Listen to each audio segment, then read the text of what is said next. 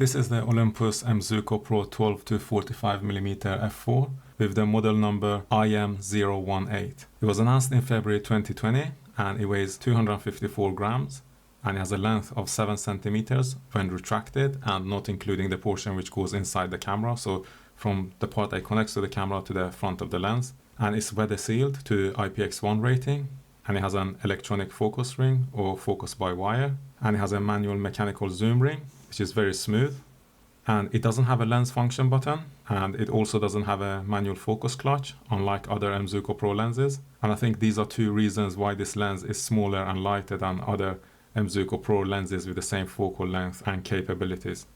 So there's a lens hood for this lens, and the lens hood model number is Olympus LH-61G. I don't know if you can see that there. And the lens hood is included when you buy the lens. So pretty much all of the M.Zuiko Pro lenses, when you buy them, the lens hood is included. But the non-Pro M.Zuiko lenses, you have to buy the lens hood separately.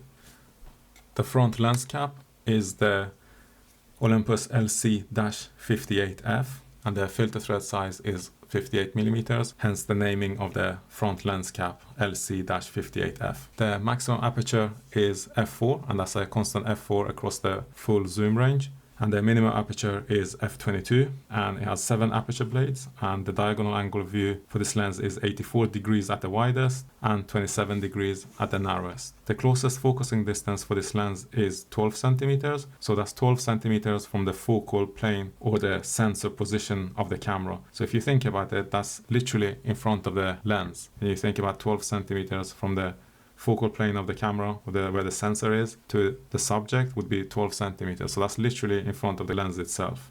In terms of disadvantages, this lens doesn't have any real disadvantages, but I will mention a few things which might be a consideration for you. So one is that the aperture is f4 as opposed to being a brighter aperture. So there's another M.Zuiko Pro lens with a similar focal range that has an aperture of f2.8. So that's maybe one consideration for you. And two other considerations is that it doesn't have a manual focus clutch. So most of the M.Zuiko Pro lenses have that, and some people really like the manual focus clutch because they can switch between focusing manually and using autofocus quite quickly and intuitively.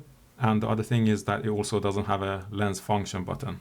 So from my perspective and for the way that I use the lens, I view these as advantages that has resulted in the lens being smaller and lighter. Whereas if they were going to have the focus clutch and the lens function button as well as a faster maximum aperture, then the lens would be substantially bigger and heavier. Whereas I think this lens is one of those interesting lenses where they've made the right compromises to keep the lens quality really high, but also get rid of all the additional stuff that's more of a luxury than a necessity, and that's kept the lens small and light. And I think for my uses, I prefer the lens to be small and light rather than having all these extra luxury features which I don't necessarily need. So in terms of advantages, it's small, it's light, particularly for the focal range that it covers, and the quality and sharpness of this lens is really good. And I would say this is probably the biggest lens that you can use on the smaller camera bodies like the EM10 Mark IV and the EM5 Mark III or the OM5. So this lens and the 20mm M.Zuiko Pro lens, I think these two lenses are the biggest lenses that you can use on the smaller bodies. I think once you want to go for other lenses in the M.Zuiko Pro series that are bigger and heavier, it's better to go with a bigger camera. So this lens is probably my favorite lens out of the M.Zuiko Pro series lenses, both in terms of its size and weight, but also I've been using it more than I thought I would use it. So I end up using this lens a lot more than I thought I would use it. And another thing I would say is also if you're considering buying lenses that are not M.Zuiko Pro, for example, like the 12mm f2, I would recommend that you buy this lens instead, because even at the 12mm focal range, this lens produces a better image quality than the normal M.Zuiko f2. Although that one does have a brighter aperture, but the image quality on this one is substantially higher. So I definitely do recommend this lens instead of other M.Zuiko lenses if image quality is important for you, but you also want to have something that's relatively small and light.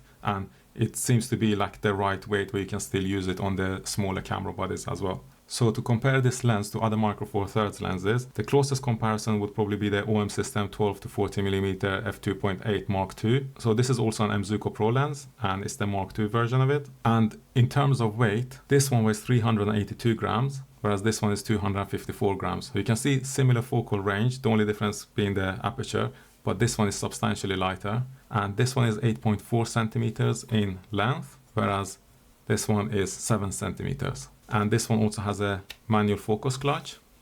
So I can move this forward and backward, whereas this one doesn't have a manual focus clutch.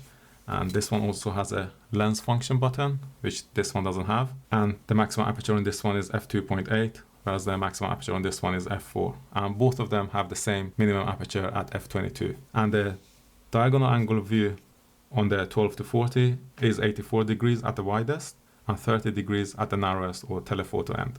And obviously there's a difference for the telephoto field of view because this one goes to 45 millimeters, whereas this one is 40 millimeters. And the closest focusing distance on this lens is 20 centimeters versus 12 centimeters on this one. So again, the closest focusing distance on the 12 to 45 is substantially closer. So in summary, I would say the 12 to 40 f2.8 is larger and heavier, but it has a maximum aperture of f2.8, whereas this one, the maximum aperture is f4.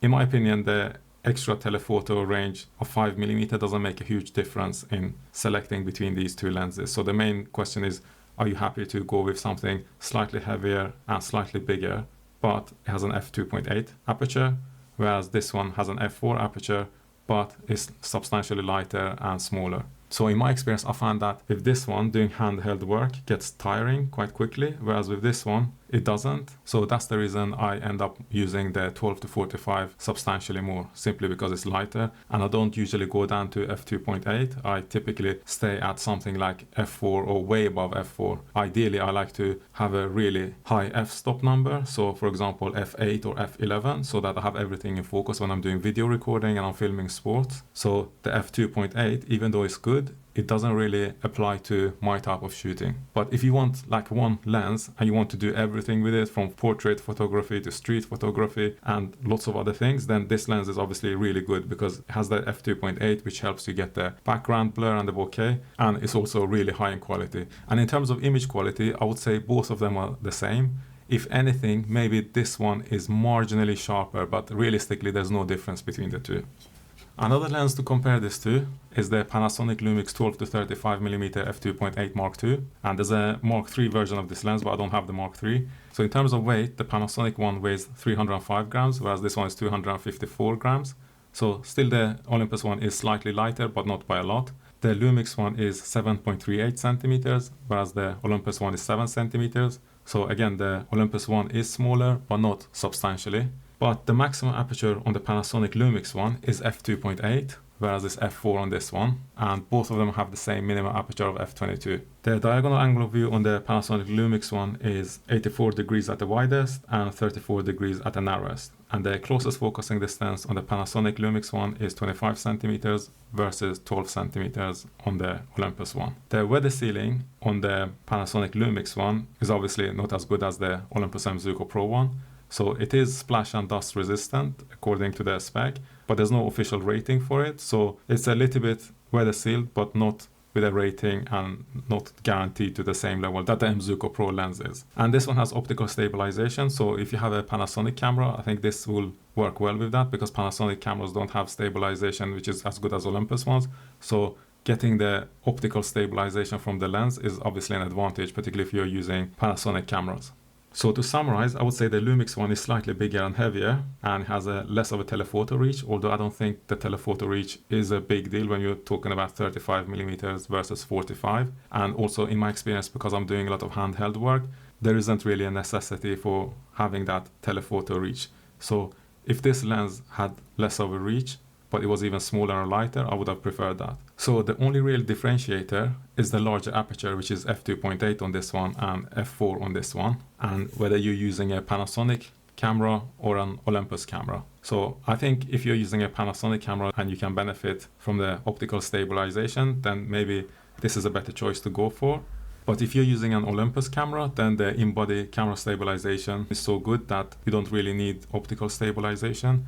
And it's not going to work in conjunction with the camera anyway. So I'm not sure if that would be any benefit to Olympus camera users. But both of these are really good lenses, and both of them have similar focal range, similar weight, similar size. So the only question is really the f2.8 and optical stabilization that the Lumix lens provides, and it will work well in conjunction with the Panasonic camera stabilization.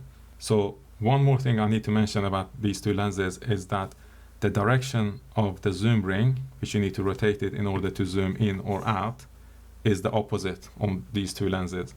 So in my case, because I'm used to Olympus lenses, I've stopped buying Panasonic zoom lenses. I still buy Panasonic single focal length lenses, but I don't buy Panasonic zoom lenses because of that reason. So I'm doing video work, and in video work, essentially, if I have the muscle memory to rotate the zoom ring in one direction and I end up rotating it in the other direction, the consequence of that is that the video will be damaged, and most probably at a critical point in the video. So if something interesting is happening, so people are playing sports, I zoom in and I end up zooming out instead of zooming in. That's obviously a really bad time to be making a mistake. So because of that, I try to use all lenses that have a zoom ring which rotates in the same direction. But with single focal length lenses, that problem doesn't exist, because obviously there's no zoom ring, and the focus ring, it doesn't matter which direction it rotates, because you can configure that to the opposite direction within the camera, and I think that's the case for both Olympus and Panasonic cameras. So anyway, some points for you to think about which of these two lenses is most useful for your use case, but both of them are really good lenses and both of them produce really good image quality.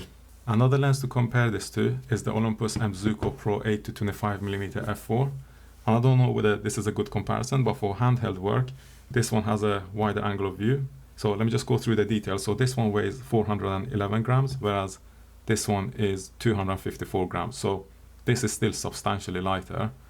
And this one has a length of 8.85 centimeters when retracted, whereas this one is 7 centimeters. And this one has a manual focus clutch, which this one doesn't. And this one also has a lens function button, as you can see here, which this one doesn't. And this one has a diagonal angle of view of 107 degrees at the widest and 47 degrees at the narrowest. So obviously has a different focal range, and hence the difference in the angle of view.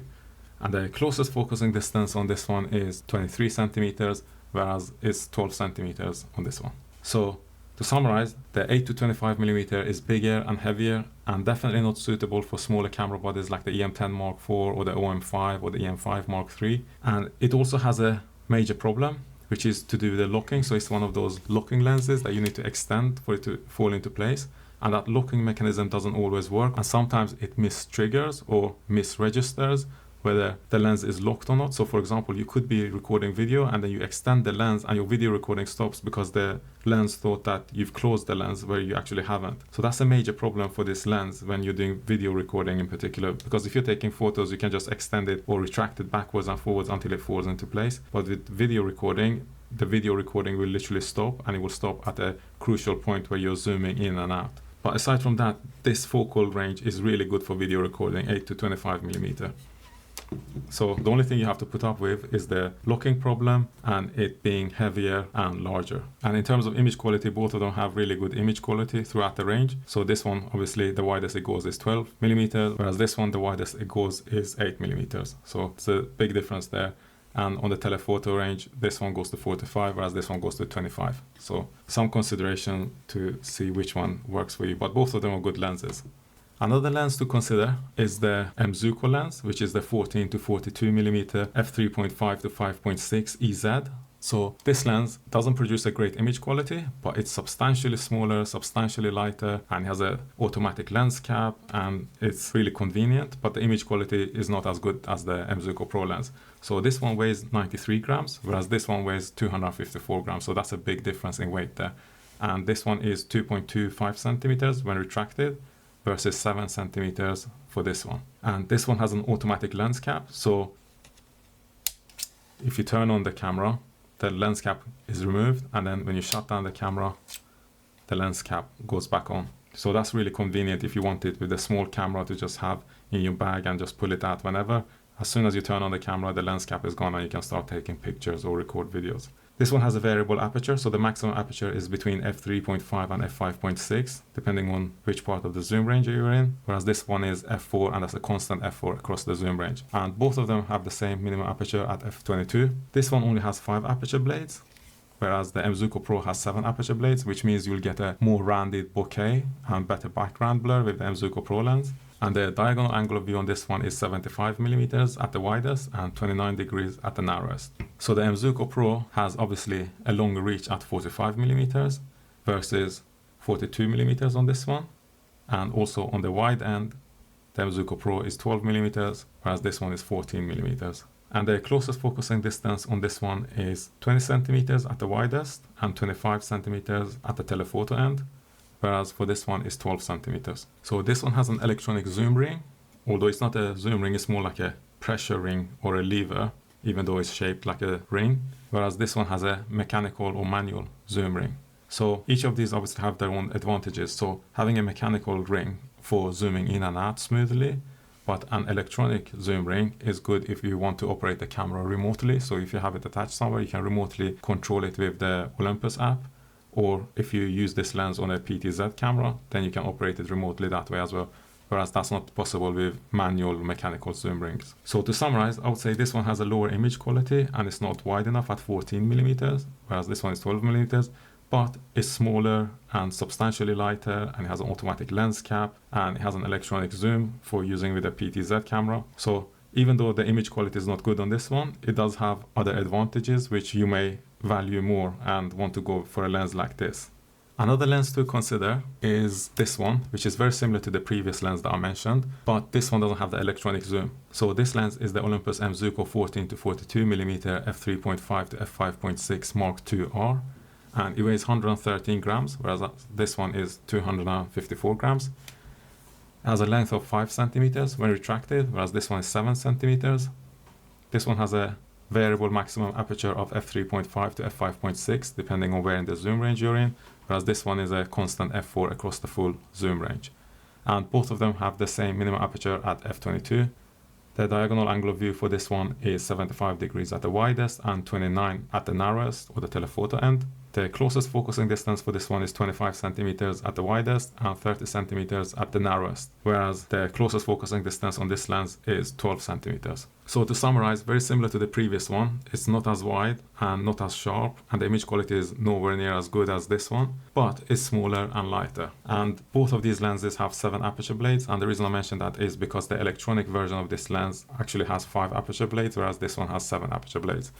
So I think they created 2 lenses that are small for video work, so you can use this with the manual mechanical zoom ring, whereas the other one has an electronic zoom ring.